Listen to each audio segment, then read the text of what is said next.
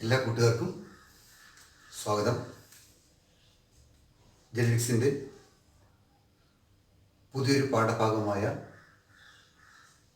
Pedigree analysis എന്ന പാഠഭാഗത്തിലേക്ക് എല്ലാവർക്കും സ്വാഗതം. എന്താണ് പെഡിഗ്രി? ഒരു ജീവിയുടെ, ഒരു ഓർഗാനിസത്തിൻ്റെ ജനറ്റിക് ബാക്ക്ഗ്രൗണ്ടിനെ നമ്മൾ പെഡിഗ്രി എന്ന് പറയും. The genetic background of an organism is called Pedigree. It is commonly called family history or family tree. ഈ ഫാമിലി ഹിസ്റ്ററിയെ അഥവാ ഫാമിലി ട്രീയെ അഥവാ ജനറ്റിക് ബാക്ക്ഗ്രൗണ്ടിനെ നമ്മൾ പെഡിഗ്രി എന്ന് പറയും. The investigation of Pedigree is called Pedigree analysis. ചുരുക്കി പറഞ്ഞാൽ നമ്മുടെ ഫാമിലി ഹിസ്റ്ററി, നമ്മുടെ ചരിത്രം, പൂർവികന്മാരുടെ ചരിത്രം നമുക്ക് കുറേ സൈനുകളും സിംബലുകളും ഉപയോഗിച്ച് റെപ്രസെന്റ് ചെയ്യാം. The family history can be represented through sign and symbols. This representation is called pedigree analysis. Okay. എന്നോട് പറയുന്നു, നമ്മുടെ genetic ബാക്ക്ഗ്രൗണ്ടിനെ, the analysis of genetic background is called pedigree. The investigation of pedigree is called pedigree analysis. The family history or family tree is called pedigree. Okay, ഇത് represent ചെയ്യാൻ വേണ്ടി ഉപയോഗിക്കുന്ന കുറേ സൈനുകളും സിംബലുകളും ഉണ്ട്. ഇതാണ് നമ്മൾ ഈ ചാപ്റ്ററിനകത്ത് പ്രധാനമായിട്ടും ഡിസ്കസ് ചെയ്യാം. നമ്മൾ മുൻ പോർഷനുകളിൽ എല്ലാ പോർഷനുകളും ഡിസ്കസ് ചെയ്യുന്ന സമയത്ത് ഓരോ പോർഷൻ പഠിക്കുമ്പോഴും അതിൻ്റെതായ സിഗ്നിഫിക്കൻസ് പറഞ്ഞായിരുന്നു നമ്മൾ ഡിസ്കസ് ചെയ്ത് പോയിട്ടുള്ളത്, ഇല്ലേ? ഇവിടെ നമ്മൾ വ്യത്യാസമൊന്നും വരുത്തുന്നില്ല.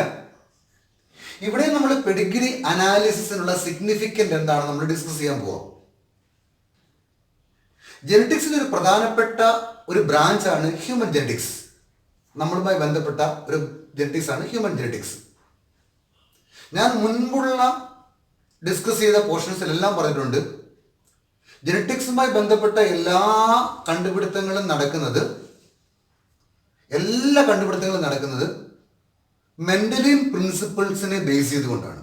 എന്തൊരു പുതിയ കണ്ടുപിടുത്തം നടന്നു കഴിഞ്ഞാലും അതെല്ലാം മെന്റലിൻ എക്സ്പെരിമെന്റിനെ ബേസ് ചെയ്തായിരിക്കും. പക്ഷെ ഇവിടെ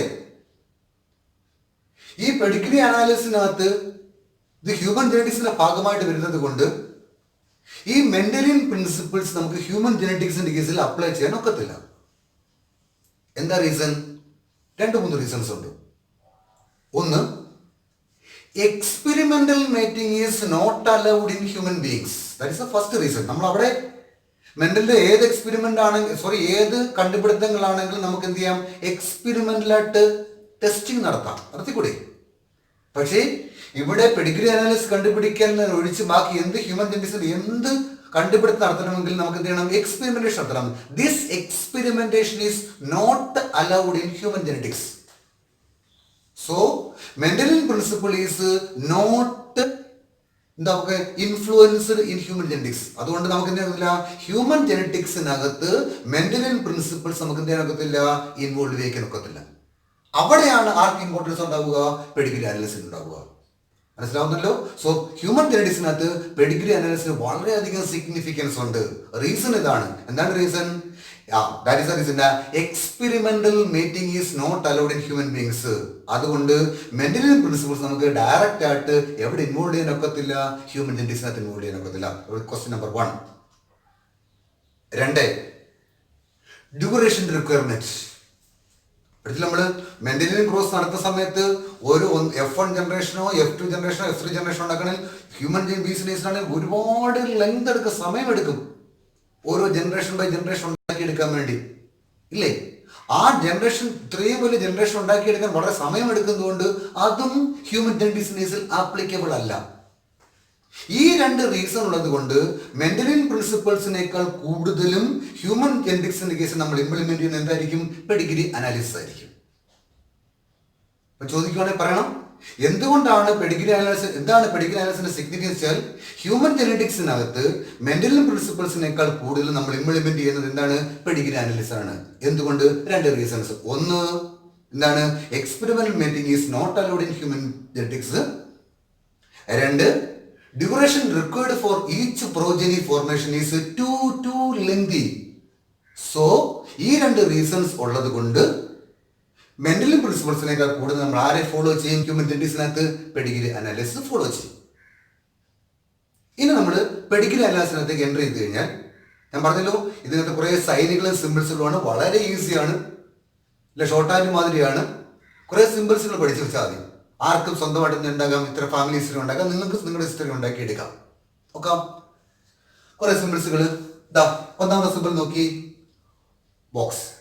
സ്ക്വയർ ബോക്സുകൾ കാണുവാണെങ്കിൽ ഇത് ആരെ റെപ്രസെന്റ് ചെയ്യുന്നതാ, മെയിൽസിനെ റെപ്രസെന്റ് ചെയ്യുന്നതാ. ഇത് വെച്ചാൽ ലാസ്റ്റ് ഒരു ട്രീ ഉണ്ടാക്കുകയെ. മറിച്ച് സർക്കിളുകൾ, വൃത്തങ്ങൾ ആരെ റെപ്രസെന്റ് ചെയ്യുന്നത്, ഫീമെയിൽസിനെ റെപ്രസെന്റ് ചെയ്യുന്ന. മറിച്ച് ഈ ഷേപ്പാണല്ലോ diamond shape, it is represent for unspecified sex. Specific ആയിട്ട് മെയിൽ ആണോ ഫീമെയിൽ ആണോ എന്ന് നമുക്ക് കറക്റ്റായിട്ട് പറയാൻ ഒക്കത്ത സെക്സ് ഉണ്ട്. ഞാൻ അതിനെപ്പറ്റി പറഞ്ഞാൽ നിങ്ങൾക്ക് തന്നെ അറിയായിരിക്കും അല്ലേ. This condition is called unspecified sex represent. ഈ സിമ്പിൾ ഉപയോഗിക്കാം. ഇപ്പൊ മെയിലിന്റെ റെപ്രസെന്റേഷനായി, ഫീമെയിൽസിന്റെ റെപ്രസെന്റേഷനായി, സെക്സ് ഡെഫിനറ്റ് ആയിട്ട് സ്പെസിഫിക് ആയിട്ട് പറയാൻ ഒക്കാത്തതിന്റെ റെപ്രസെന്റേഷനുമായി. ഇനി ഈ 3 റെപ്രസെന്റേഷനൊപ്പം ഉൾഭാഗം കറക്റ്റായിട്ട് ഷെയ്ഡ് ചെയ്ത് കഴിയപ്പെട്ടു കഴിഞ്ഞാൽ അത് അഫക്റ്റഡ് ഇൻഡിവിജ്വലിനെ റെപ്രസെന്റ് ചെയ്യും. നമ്മൾ ഈ ചാപ്റ്ററിന്റെ അവസാന ഭാഗങ്ങൾ പഠിക്കും കുറെ ജനറ്റിക് ഡിസോർഡറുകൾ, haemophilia, colour blindness, sickle cell anaemia, അങ്ങനെ കുറേ ഡിസീസുകൾ പഠിക്കും. പാരമ്പര്യമായിട്ട് തലമുറകളായി കൈമാറ്റം ചെയ്യപ്പെടുന്ന ജനറ്റിക് ഡിസോർഡേഴ്സുകളുണ്ട്.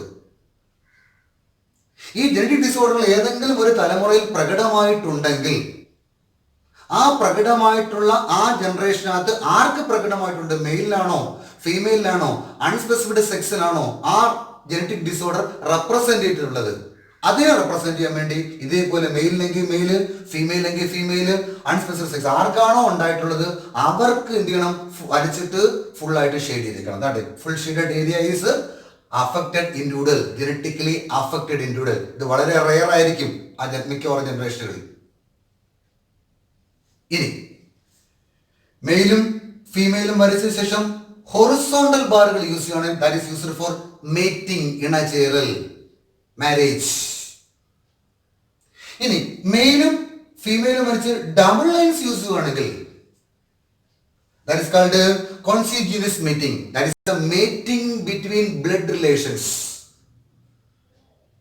മുറപ്പെണ്ണും മുറച്ചെറുക്കനും പോലെയുള്ള ബ്ലഡ് റിലേഷനിൽ പെട്ടവർ തമ്മിലാണ് മാരേജ് നടന്ന് മേറ്റിംഗ് നടന്നിട്ടുള്ളതെങ്കിൽ അവിടെ നമ്മൾ ഉപയോഗിക്കുന്ന ഡബിൾ ഹൊറിസോണ്ടൽ ലൈൻസുകളാണ് ഉപയോഗിക്കപ്പെടുക. ഡബിൾ ലൈൻ യൂസ് ചെയ്തപ്പോൾ ബ്ലഡ് റിലേഷനിലുള്ള തമ്മിലുള്ള മേറ്റിങ്ങിനെ റെപ്രസെന്റ് ചെയ്യാൻ വേണ്ടി യൂസ് ചെയ്യും. ഓക്കെ, ഇനി വെർട്ടിക്കൽ ലൈൻസ് ആണ് യൂസ് ചെയ്യുന്നതെങ്കിൽ that is used for offsprings. ഇവിടെ കൊടുത്തിട്ടുണ്ട് കണ്ടേ, മെയില് ഫീമെയില് മേറ്റിംഗ് നടന്നു, അവർക്ക് ഹൊറിസോണ്ടൽ ബാർ വെച്ച് ഓസ്പ്രിങ്സ് ഉണ്ടായി. എത്ര ഓസ്പ്രിങ്സ് ഉണ്ടായി? 2 കുട്ടികളുണ്ടായി.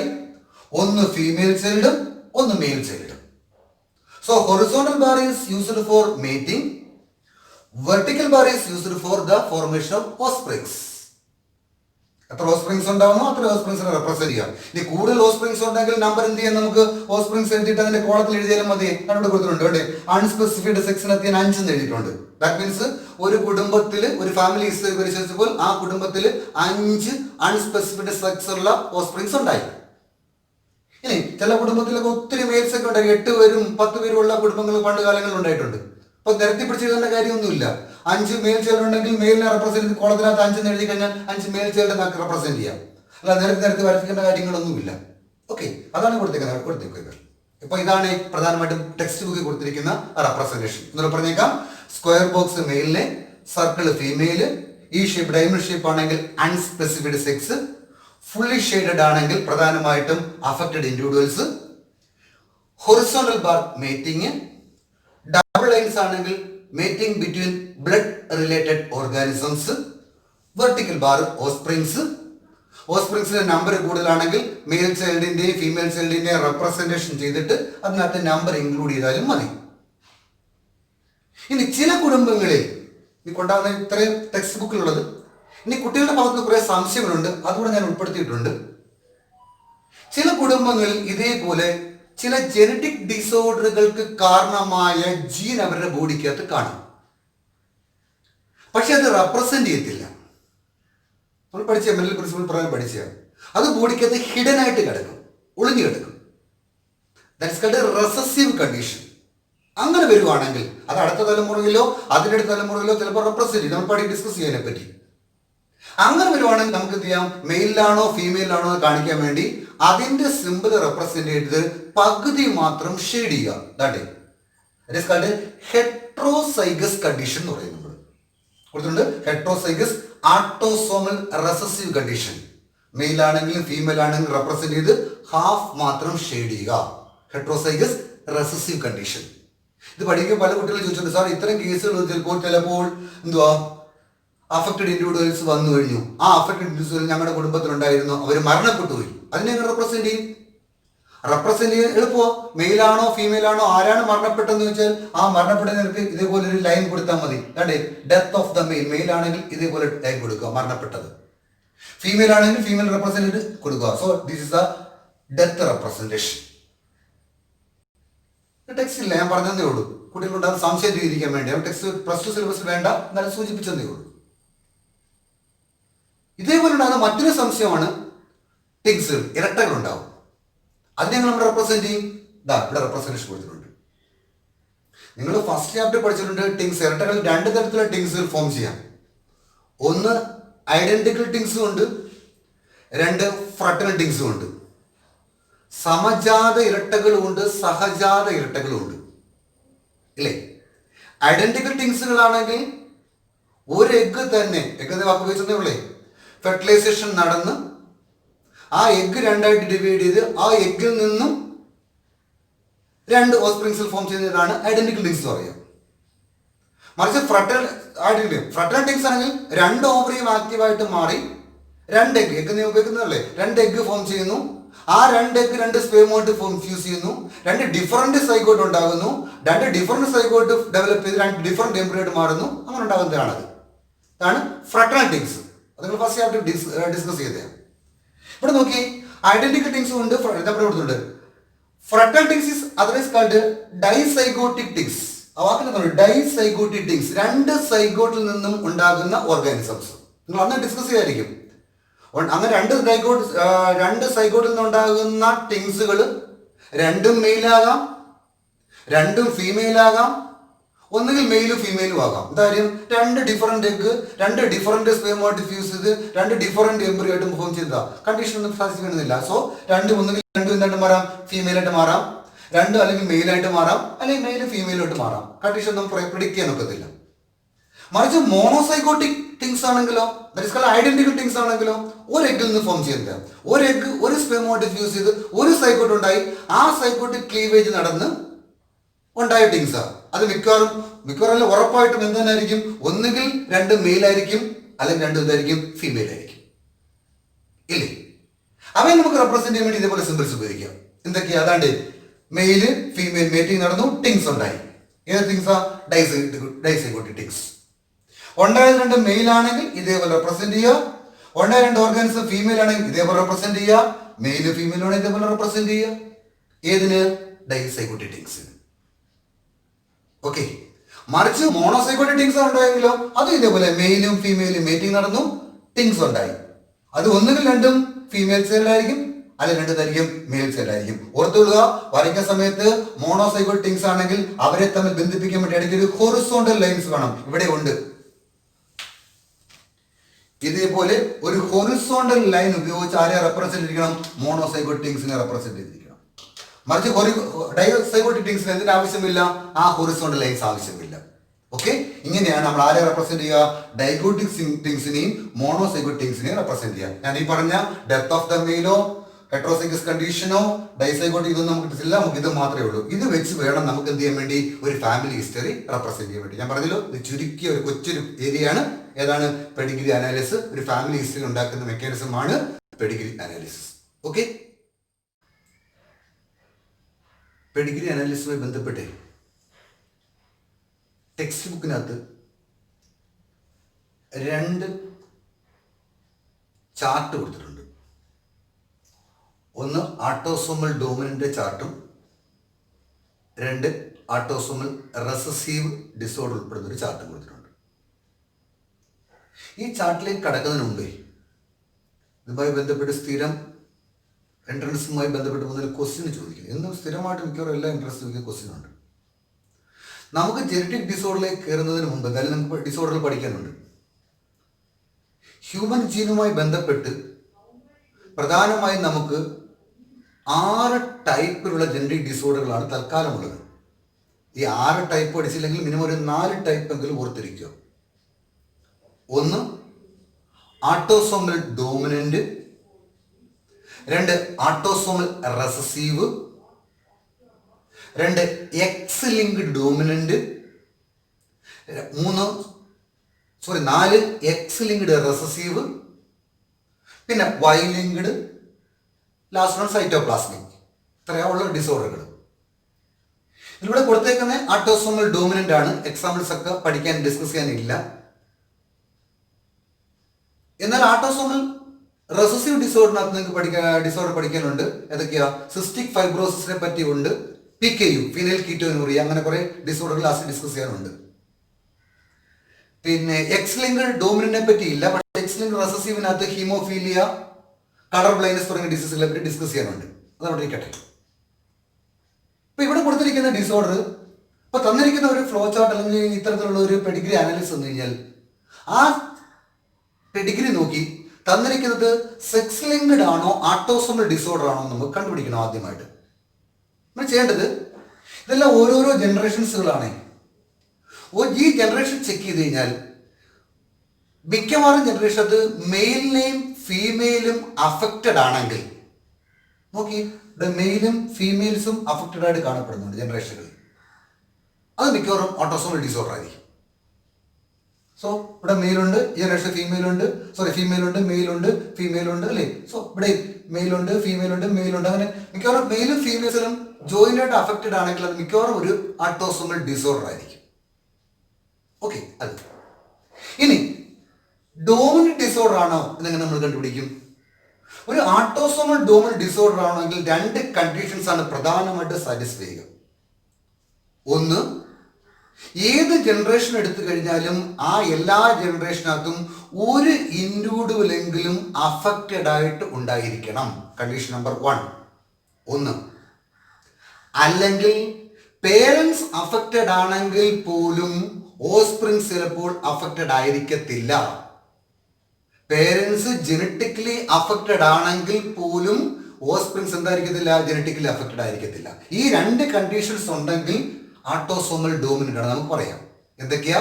ഒന്ന്, at least 1 individual is affected in every generation. നോക്കി ഇവിടെ ഈ ജനറേഷനകത്ത് ഒരു ഇൻഡിവിജ്വൽ അഫക്റ്റഡ് ആ, ഈ ജനറേഷനകത്തും ഒരു ഇൻഡിവിജ്വൽ അഫക്റ്റഡ് ആ, ഈ ജനറേഷനകത്തും ഒരു ഇൻഡിവിജ്വൽ അഫക്റ്റഡ് ആ. അപ്പൊ ചോദിക്കും, ഈ ജനറേഷനകത്ത് ഇൻഡിവിജ്വൽ അഫക്റ്റഡ് അല്ലേ? എനിക്ക് സംശയം വന്നതാ. നോക്കി ഈ ജനറേഷൻ പറ്റി എന്തുവാ? ഇത് മറ്റൊരു ഫാമിലിയിൽപ്പെട്ട ചാർട്ടാ. ഈ മെയില് മറ്റേതോ ഒരു ഫീമെയിലിനെ കല്യാണം കഴിച്ചേക്കുന്നത്. ഈ ഫാമിലിപ്പെട്ട ചാർട്ട് അല്ലേ ഇത് വരുന്നത്. സോ ഈ ഫാമിലിപ്പെട്ട ചാർട്ട് ഇതേ വരത്തുള്ളൂ, അല്ലേ? സോ ഇവിടെ ഒരു അഫക്റ്റഡ് ഉണ്ട്, ഇവിടെ ഒരു അഫക്റ്റഡ് ഉണ്ട്, ഇവിടെ അഫക്റ്റഡ് ഉണ്ട്. എല്ലാ ജനറേഷനകത്തും അഫക്റ്റഡ് ഇൻഡിവിജ്വൽസ് ഉള്ളതുകൊണ്ട് എന്താണ്? ഡോമിനന്റ് ആണ്. മെയിലും ഫീമെയിലും ആയതുകൊണ്ട് എന്താണ്? ആട്ടോസോമൽ ആണ്. So it is an very good example for autosomal dominant condition, ഇല്ലേ? ഇവിടെ എന്താ ആട്ടോസോമൽ റെസസീവ് കണ്ടീഷൻ? ഇതേപോലെ ആട്ടോസോമൽ റെസസീവ് കണ്ടീഷൻ 2 കണ്ടീഷൻ ഉണ്ട്. ആ ബാക്കിൽ തന്നെ റെസസീവ്നെസ്, സ്കിപ്പിംഗ്. ചില ജനറേഷൻ എന്ത് ചെയ്യും? സ്കിപ്പ് ചെയ്ത് പോകും. ജനറ്റിക് ഡിസോർഡർ ചില ജനറേഷൻ ഇതില്ല, എക്സ്പ്രസ് ചെയ്യത്തില്ല. Condition number 1. അല്ലെങ്കിലോ ചിലപ്പോൾ പേരൻസ് അഫക്റ്റഡ് അല്ലെങ്കിൽ പോലും ആ ജനറ്റിക് ഡിസോർഡർ ഓസ്പ്രിങ്സിൽ എക്സ്പ്രസ് ചെയ്തിരിക്കും. ഇതാണ് 2ാമത്തെ കണ്ടീഷൻ. പേരർത്ഥമുണ്ട് ആട്ടോസോമൽ റെസസീവിനെ ചിലപ്പോൾ സ്കിപ്പ് ചെയ്തു പോകും ജനറ്റിക് ഡിസോർഡർ. ഒന്നുകിൽ അല്ലെങ്കിൽ പേരൻസ് അൺഅഫക്റ്റഡ് ആയിട്ട് കാണപ്പെടുകയാണെങ്കിൽ പോലും ആ ജനറ്റിക് ഡിസോർഡർ എവിടെ എക്സ്പ്രസ് ചെയ്യും? ഓഫ്സ്പ്രിങ്സിൽ. ഇവിടെ നോക്കിയാൽ മതി, പേരൻസ് രണ്ടും മെയിലും ഫീമെയിലും ജനറ്റിക്കലി അൺഅഫക്റ്റഡ് ആണ് സിമ്പിൾ വെച്ച് റെപ്രസെന്റ് ചെയ്യുമ്പോൾ. പക്ഷേ ഓഫ്സ്പ്രിങ്സ് ഇവിടെ മെയിലും ഫീമെയിലും അഫക്റ്റഡ് ആയിട്ട് കാണപ്പെട്ടു. So it is a another example for autosomal recessive disorder. പറഞ്ഞ മനസ്സിലാവുന്നുണ്ടല്ലോ? സോ രണ്ടിന്റെ ആട്ടോസോമൽ ഡോമിനന്റ് ആണെന്നും ആട്ടോസോമൽ റെസീവ് ആണെന്നും നമുക്ക് എന്ത് ചെയ്യാം? ഇതുവഴി സമർത്ഥിക്കാം. ഇതേപോലെ ചോദിക്കുകയെ X linked disorder, X linked dominant, ഇതേപോലെ ചാർട്ട് വരയ്ക്കാം. ഞാൻ തുടർന്നുള്ള ക്ലാസ്സിൽ ഞാൻ അത്രയും ചാർട്ട് ഇടാം. ഏതൊക്കെയാ? എക്സ് ലിങ്ക്ഡ് ഡോമിനന്റ് ചാർട്ട് ഉണ്ട്, എക്സ് ലിങ്ക്ഡ് റെസസീവിനുള്ള ചാർട്ടുകളുണ്ട്. അതിന് കുറെ കണ്ടീഷൻസ് ഉണ്ട്. ഈ എക്സ് ലിങ്ക്ഡ് ഡോമിനന്റ് ആണെങ്കിൽ ഓർത്തുള്ള കണ്ടീഷൻ ഓർത്ത് വെച്ചാൽ ചാർട്ട് നമുക്ക് ഐഡന്റിഫൈ ചെയ്യാം. എക്സ് ലിങ്ക്ഡ് ഡോമിനന്റ് ആണെങ്കിൽ ഒരു കാരണവശാലും ജനറ്റിക് ഡിസോർഡർ മെയിലിൽ നിന്നും മെയിലിലേക്ക് ട്രാൻസ്ഫർ ചെയ്യത്തില്ല. ദാറ്റ് മീൻസ് ഫാദറിൽ നിന്ന് സണ്ണിലേക്കോ മദറിൽ നിന്ന് ഡോട്ടറിലേക്കോ ട്രാൻസ്ഫർ ചെയ്യത്തില്ല. പകരം ഫാദറിൽ നിന്ന് ഡോട്ടറിലേക്കും മദറിൽ നിന്ന് സണ്ണിലേക്കുമായിരിക്കും ജനറ്റിക് ഡിസോർഡർ ട്രാൻസ്ഫർ ചെയ്യുക. എവിടെ? സെക്സ് ലിങ്ക് അല്ലെങ്കിൽ എക്സ് ലിങ്ക് ഡോമിനന്റ് കേസിൽ. മറ്റൊരു കണ്ടീഷനുണ്ട്. ഇവിടെ ഫാദർ ജനറ്റിക്കലി അഫക്റ്റഡ് ആണെങ്കിൽ ആ ഫാദറിൽ നിന്ന് രണ്ടോ മൂന്നോ ഡോട്ടറുകൾ ഫോം ചെയ്താൽ ആ 3 ഡോട്ടറുകളും ജനറ്റിക്കലി അഫക്റ്റഡ് ആയിരിക്കുകയും ചെയ്യും. ആ സിമ്പിൾ നോക്കിയാൽ മതി. അത്ര ക്വസ്റ്റ്യൻ കാണും, ഇൻട്രസ്റ്റ് ചോദിച്ചു കാണും. ഇതേപോലെ എക്സ് ലിങ്ക്ഡ് റെസസീവ് കണ്ടീഷൻ ഇതേപോലെ തന്നെ ഒരു കാരണവശാലും മെയിൽ നിന്ന് മെയിലിലേക്ക് ട്രാൻസ്ഫർ ചെയ്യത്തില്ല. ഫീമെയിൽ അവിടെ ഇത് തന്നെ മെയിൽ നിന്നും ഫീമെയിലിലേക്ക് ട്രാൻസ്ഫർ ചെയ്യാം. നമുക്ക് വേണമെങ്കിൽ പറയാം, characters are transmitted from male to male through females. അതായത് ഫാദറിൽ നിന്നുള്ള ജനറ്റിക് ഡിസോർഡർ ഡോട്ടർ വഴി ഗ്രാൻഡ് സണ്ണിലേക്ക് ട്രാൻസ്ഫർ ചെയ്യുന്നു. നമ്മൾ ക്രിസ് ക്രോസ് ഇൻഹെറിറ്റൻസ് എന്ന് പറയും. Characters are transmitted from male to male through female.